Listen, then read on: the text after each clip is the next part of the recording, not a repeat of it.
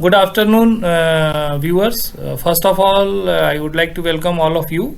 I am Praveen Kumar, working as AVP in GSTN. Very happy and safe New Year. Wishing all of the viewers who have joined this call. And in this presentation or in this session, which is related to new functionalities which are introduced in the month of November and December last year. So in this presentation, I am going to present what are the new changes we have introduced in GST system as per the provisions and new changes in the law, legal aspect, and the brief process business flow, and the screens, how it, with the look and feel, how it is being available for the users. So issues are so many. So I have highlighted which is on the screen. Aadhaar validation in registration process, some new changes has been introduced. Suspension of GST, it is one of the most critical change requests we have implemented. Addition of bank account, it is highlighted in red because this changes UAT has been successfully done and it will be deployed on production in the coming week. SEZ and SEZ developer related changes. PIN-based jurisdiction update, which is a facility for the applicants applying for new registration. Document upload functionality for the additional place of business and in the UIN registration. Cancellation application of the GST Practitioner. And in the last week, in the 22nd December, one new notification has come, which has some parts related to the registration process. So on that, I would like to highlight some changes which are going to be introduced in in the next few weeks. So this is the first slide. So I would like to give you background that in the first phase of implementation, we have introduced Aadhaar authentication of the proprietors, Karta, partnership firm, and authorized signatories for type of constitution of business. So this process was rolled out on 21st of August 2020. The recent changes which has been done are rolled out on 24th November. Now it is applicable for all type of taxpayers, barring some exceptions. And with a new logic, that is 1+1, meaning thereby the Aadhaar authentication is required for one of the promoter and primary authorized signatory for every taxpayer.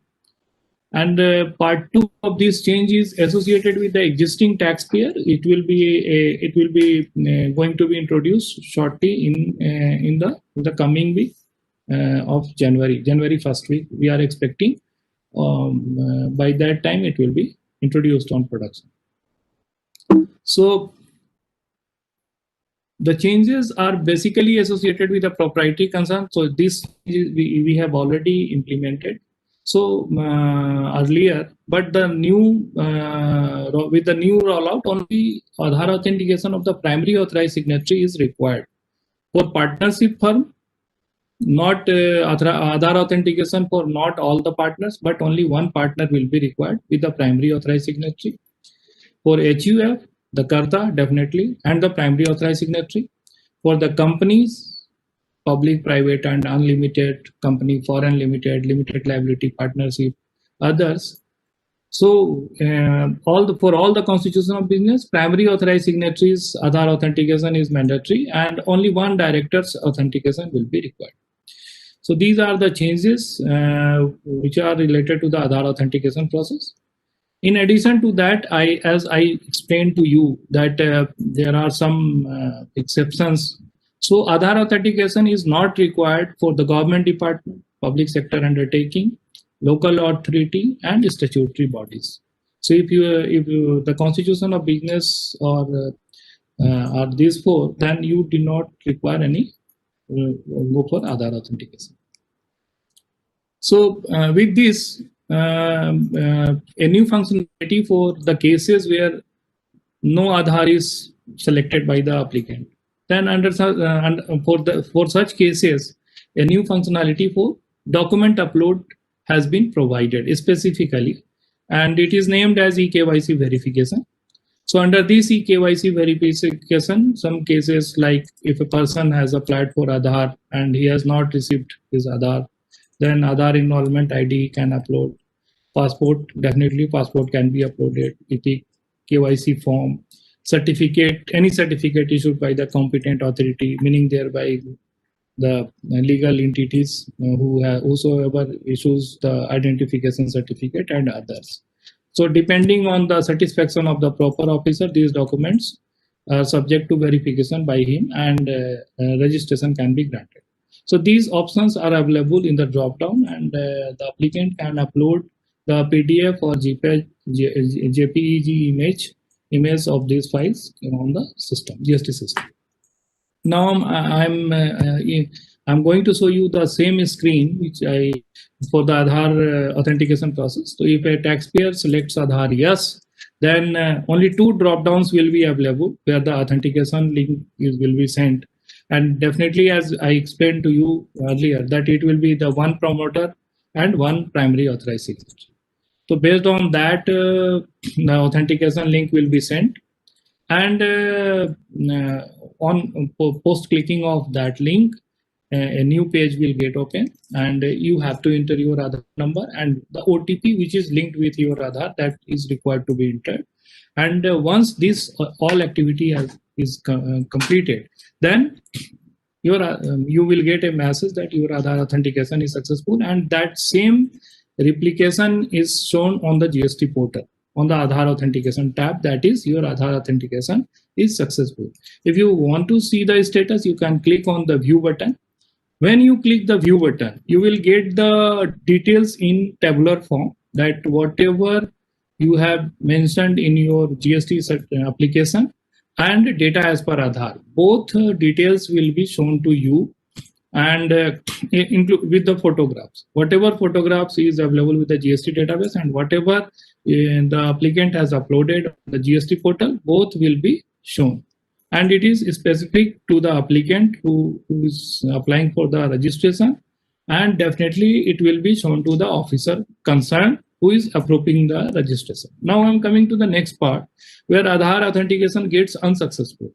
Unsuccessful can be due to the incorrect OTP, name mismatch, or something, or link failure like that. So under that circumstances, the message will be there with details, and you will have to upload this screen will come. You can, if you wish to upload the eKYC document, then you can upload the document for the eKYC.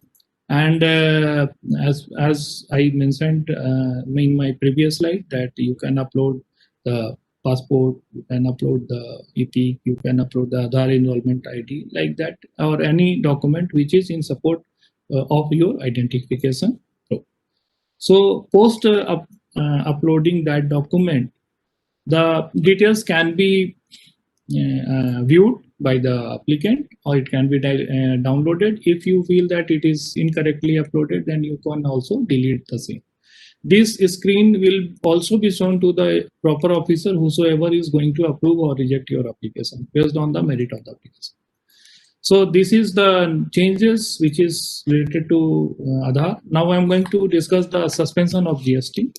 Definitely the legal position is on your screen, that when a taxpayer applies for surrender of his registration, which is GST REG 16, or proper officer issues any SCN, which is in GST REG 17, the registration of that particular taxpayer gets suspended with immediate effect, meaning thereby as and when the ARN gets generated, the GSTIN gets suspended. It is automated activity. And once your GSTIN, the taxpayer's GSTIN is suspended, the taxpayer cannot be able to file his future returns. He is not being able to generate his e-way bill. He cannot file core amendment because login will be blocked, and till the decision on the suspension is being taken. And dispersal of the refund amount is also to be restricted of such suspended taxpayer. So, however, taxpayer can log into the GST system. Login is allowed. He can make the payment. He can respond to the SEN raised by the officer. He can file non-core amendment, meaning thereby he can change his mobile number, email address, or whatever activities or whatever changes he wishes to do, he can do it.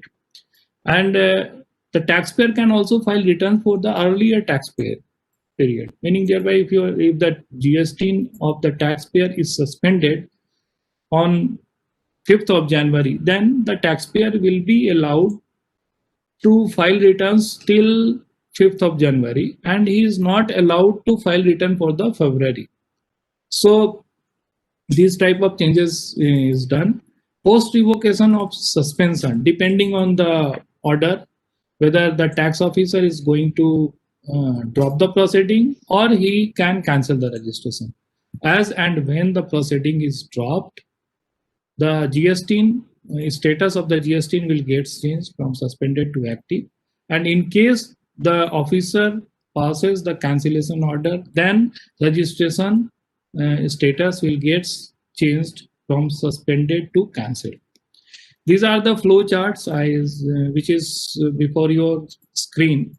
We will be able to view that. This is the flow chart in the same process what I have mentioned to you. That is, it is a flow chart for the application for cancellation. The taxpayer files cancellation in GST REG 16.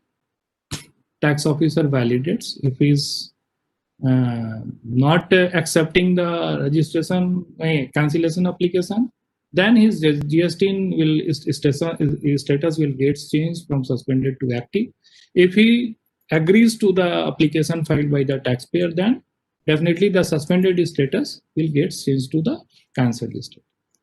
So in both the cases, order is must. Similarly, this screen is also related to the initiation of cancellation proceeding by the tax officer. It is the suo motu cancellation process. And under the suo motu cancellation proceeding, a tax officer can issue notice of show cause, which is in GST REG 17.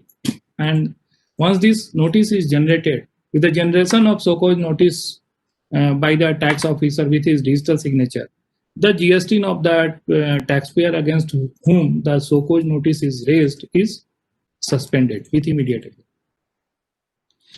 Taxpayer has some time to respond to the queries. So if the taxpayer responds the queries in time, then and the response is acceptable to the officer, then he can initiate the drop proceeding functionality, and he will pass a drop proceeding order in GST REG 20, and the GST status will get changed to suspended to active.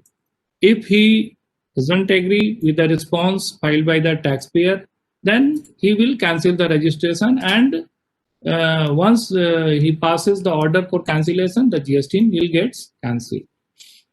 So the next change is related to addition of bank account. So it is highlighted in red because this change is going to be introduced in a couple of weeks. So UAT is cleared and it is going to be deployed shortly in next week.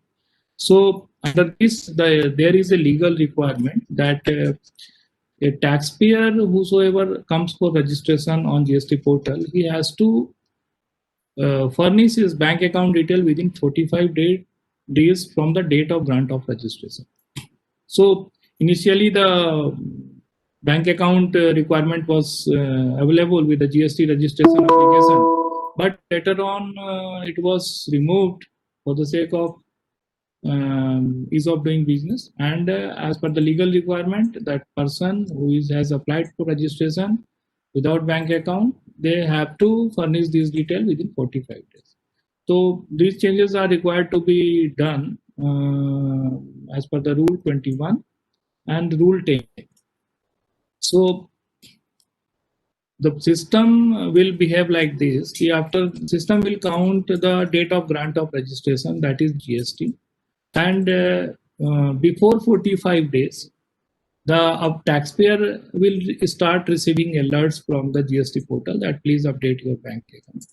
After 45 days, this message will come on the post logging, as and when the taxpayer logs in, and this message will prompt him to file non-core amendment immediately, and it will navigate the taxpayer or the whosoever logged in to directly on the non-core amendment screen, and he has to update or add the bank account and submit the application. Since bank account addition is a non-core amendment, it doesn't require approval of the tax officer, and the status will immediately updated on GST portal.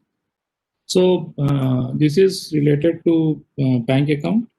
Now I'm coming to the introduction of PIN-based jurisdiction, which has recently been rolled out for the to facilitate taxpayers. Earlier, we are going to provide when a taxpayer applies for registration, he has to select two jurisdictions, central as well as the state.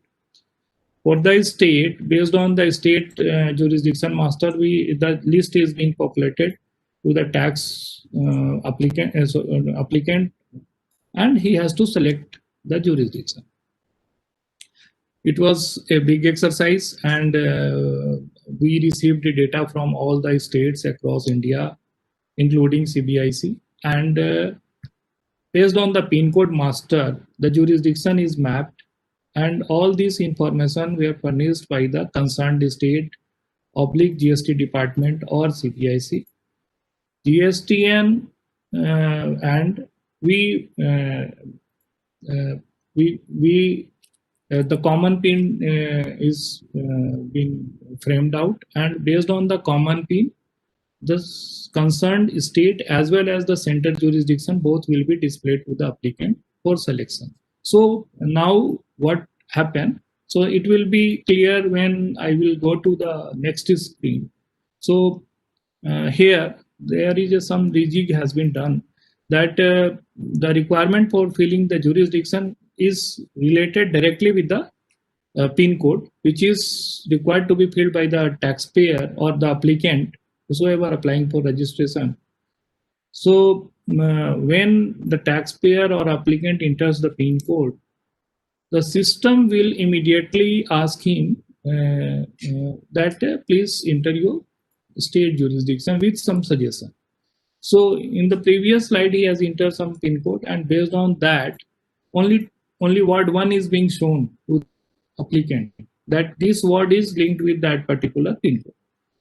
Some situation may come, so we have come to the situation like that, if a common PIN code is related with 4 words or 5 words. So particularly the state like Delhi or big cities where the common PIN codes are being, for that, the all jurisdiction, possible jurisdiction which are linked with that particular PIN code is being shown to the applicant, so that he can select the correct PIN code from the drop down. We have received some complaint because the data furnished to GSTN earlier was 1 year back, and some changes has been done.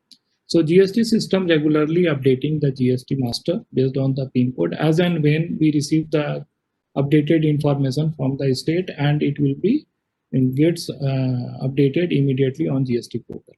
So it is an ongoing exercise, and issues will be resolved accordingly.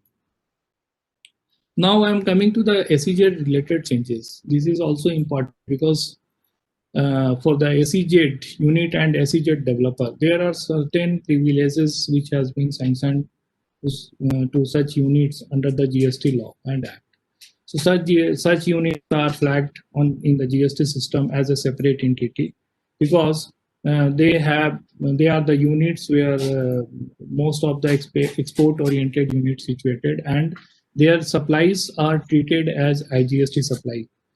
So for the identification of the system purposes, we have every SEZ is required to take a separate registration on GST portal, a separate entity, so that the tracking can be done on GST portal.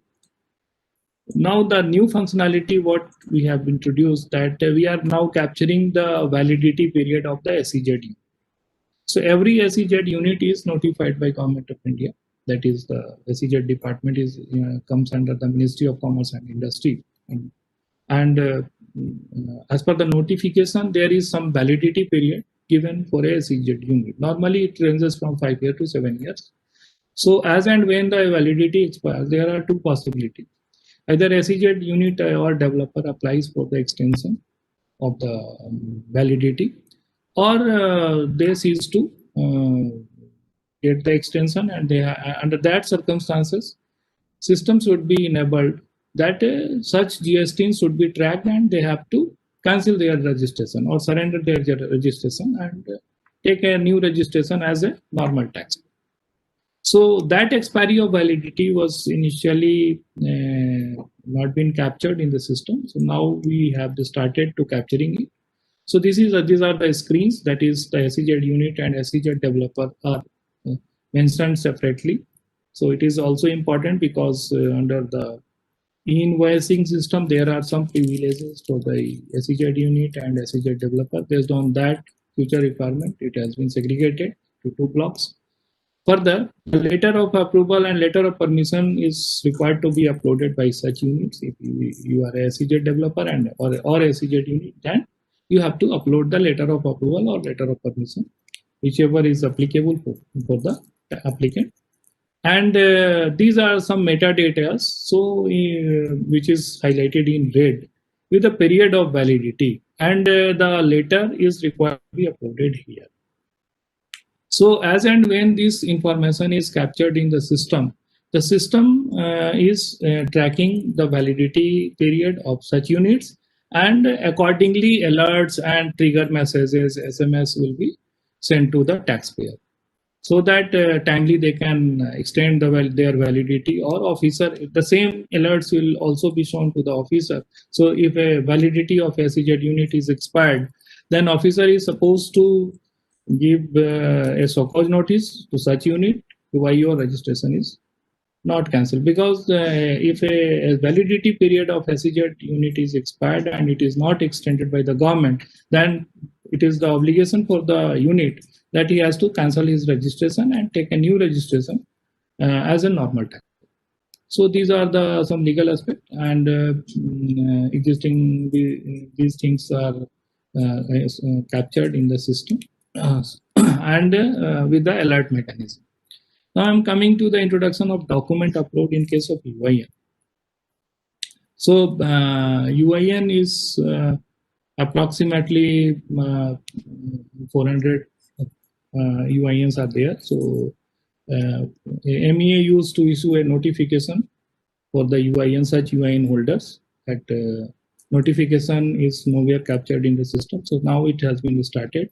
And in case of UIN, if is any UIN is coming for registration, UN body or embassies or the other notified person, then it is required for them to upload the notification and details on the GST Portal. It is very small change. For the additional place of business, in addition to this, the document upload functionality has been started. And in case any taxpayer is mentioning or going to do a core amendment to update or add additional place of business, then they have to upload the document in support of the additional place of business, and it is on the same line as for the principal place of business. Now I'm coming to the cancellation and involvement of GST practitioners. So for the GST practitioners, there is one form, that is the PCT06, and this aspect is important for all GST practitioners practicing under the GST Act. So the system, they can, if they is no longer to continue as GST practitioner, then they can file their cancellation application GST PCT06 post login. And this application, once it is filed, it is it lands in his controlling authority, which is normally a commissioner or additional commissioner rank officer. So the officer has to examine the process is in. He has to examine the PCT06, and he can even raise the queries. The query flow is there, and if he is satisfied that the cancellation is application is okay, then he can pass the order in GST PCT07. So once as and when the PCT07 is uh, passed or order is issued by the at the commissioner level, now all the privileges and the benefits given to the GSTP, where they can come and engage their taxpayers and other things will stop. And once this is done, then system will send alerts to all the engaged taxpayer associated with that particular GSTP that this GSTP registry enrollment is cancelled by the commissioner. You will have to engage another other GSTP. So accordingly, and the status in the search functionalities also gets updated, will be updated. And once a GSTP enrollment is cancelled, then a GSTP cannot be able to engage or disengage the taxpayer as per their wish after the date of order. So, and this information of cancellation is shared to all the tax authorities across India. So the rest is screen flow, how a GSTP files his cancellation application. So it is the screen which is being shown, that application for cancellation of enrollment. And from here, it is very simple. He has to furnish the details with the reasons that why he is going to cancel his enrollment. And he has to submit the application with verify and continue.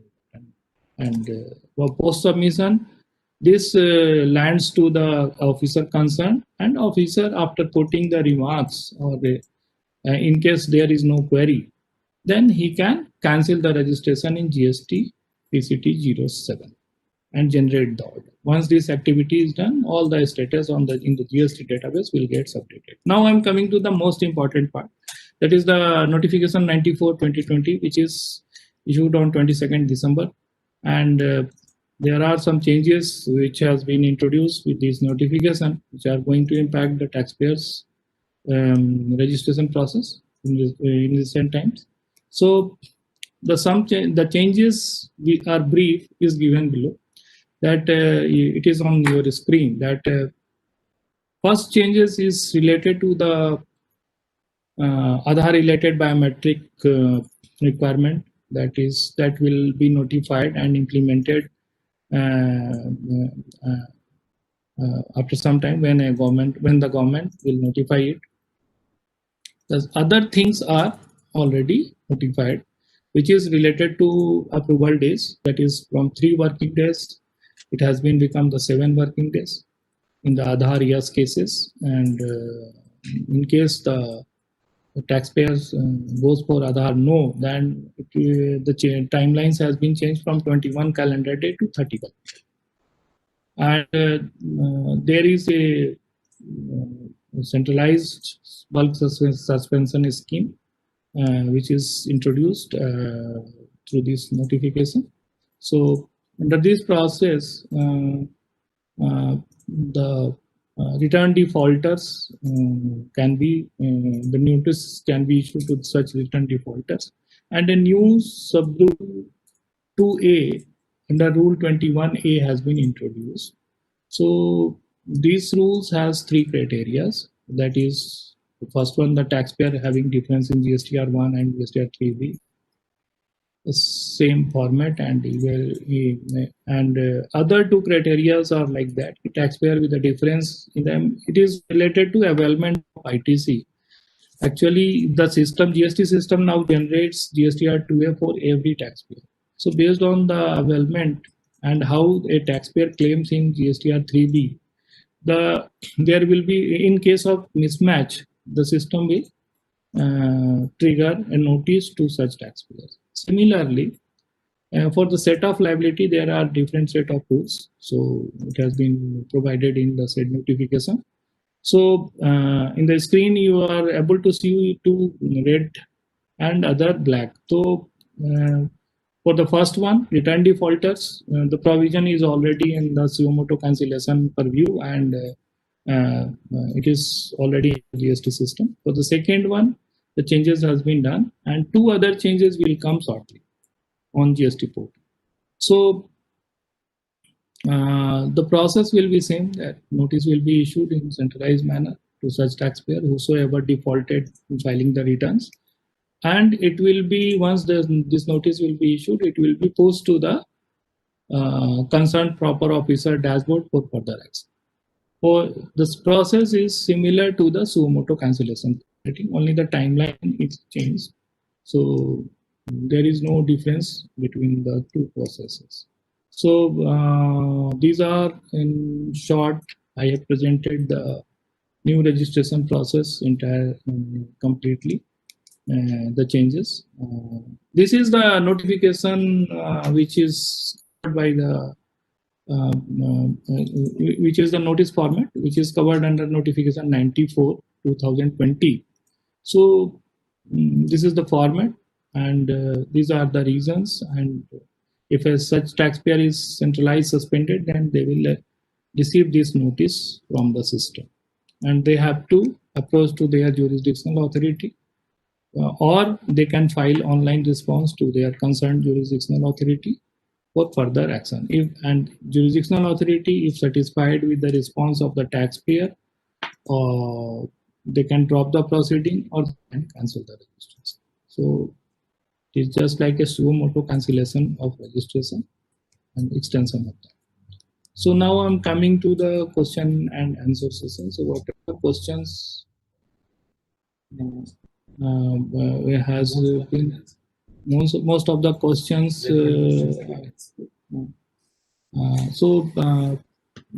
have been answered. Only I think my team has given one question to me, that government departments not having bank account, how to do so. Now I would like to inform you that for the government departments and the TDS deductors, the provisions for the adding the bank account is already been implemented, and they can add their bank accounts to the process of non-core amendment. So it is already on production. The viewer who has asked this question, I am requesting him to please visit to the GST portal for further details. It is available in the help section. So with this, I would like to wish you Happy New Year again, and thanks of all of you who is listening to this webinar, and I'm really very grateful. Thank you. And I would like to inform that the same session will be repeated in Hindi also on the 7th of January. So if any viewer wishes to view this in Hindi, they can join us at the same time on the same link, and link is being provided on GST portal. They have to view other details. And in addition to that, emails and SMSs has been sent to all of the authorized signatories whosoever watching this session.